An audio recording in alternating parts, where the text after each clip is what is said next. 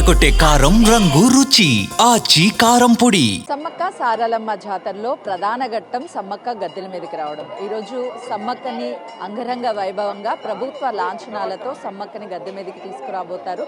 పూర్తి స్థాయిలో ఏర్పాట్లు కూడా చేశారు. అయితే ప్రస్తుతానికి నిన్న కన్నెపల్లె నుంచి సారలమ్మ గద్దెకి తీసుకురావడంతో భక్తుల రద్దీ పెరిగింది. ఈరోజు సమ్మక్క రావడంతో ఇంకా భక్తుల రద్దీ ఎక్కువగా ఉందనే చెప్పుకోవచ్చు. ప్రస్తుతము సారలమ్మని దర్శించుకునేందుకు చాలా మంది భక్తులు కూడా తమ తమ మొక్కుల్ని చెల్లిస్తూ అమ్మవారికి ఎంతో ఇష్టమైనటువంటి బెల్లాన్ని బంగారంగా పిలుస్తూ ఉంటారు. బంగారంతో తమ మొక్కుల్ని కూడా సమర్పించుకుంటున్నారు. మరోవైపు గోవిందరాజు పడిగిద్దరాజు కూడా నిన్న సాయంత్రమే గద్దెల మీదకి కొలువు తీరడంతో భక్తులు కోరుకున్నటువంటి కోరికలన్నీ కూడా అమ్మవారు తీరుస్తారని నమ్ముతూ ఉంటారు. ఒకవైపు దర్శనాలు త్వరితగతిన కావడంతో సంతోషంగా అమ్మవారి యొక్క దయ ఉంది.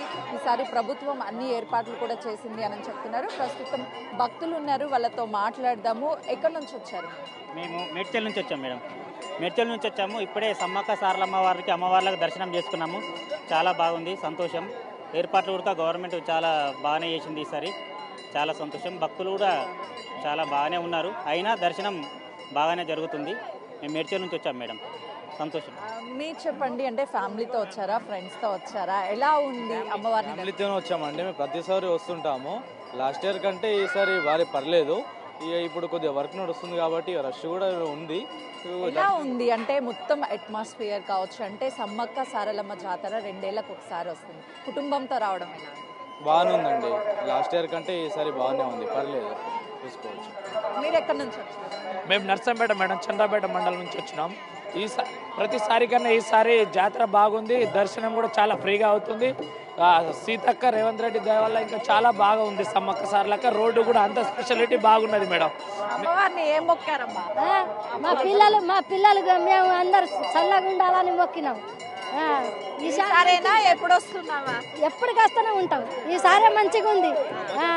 అమ్మవారికి బంగారాన్ని మంచిగుంది. అమ్మవారికి బంగారాన్ని బంగారం కూడా సమర్పించినాం. మంచిగా మొక్కులు మంచిగా అయినాయి. దేవుడు మంచిగా చూడాలి. క్యూ లైన్ కూడా మంచిగా ఉన్నది. అంతకన్నా ఇప్పుడు మస్తు అంతా చాలా స్పెషాలిటీ బాగున్నది మేడం. చాలా ఎంజాయ్ ఉంది, చాలా ఉత్సాహంగా ఉంది. ఎన్ని రోజుల పాటు జాతర ఇది? 2 days. 2 రోజుల? 2 days. అయితే అందరం కుటుంబ సభ్యులతో వచ్చాము. చాలా బాగా, అంటే ఈసారి దర్శనం అయింది. ఎప్పుడు ఎక్స్పెక్ట్ చేయనంతగా కూడా అయింది అని చెప్తున్నారు. ఈరోజు సాయంత్రం ఇంకా భక్తుల రద్దీ ఎక్కువగా పెరిగే అవకాశం ఉంటుంది. ఇప్పటికి లక్షలాది మంది భక్తులంతా కూడా అమ్మవారిని దర్శించుకున్నారు.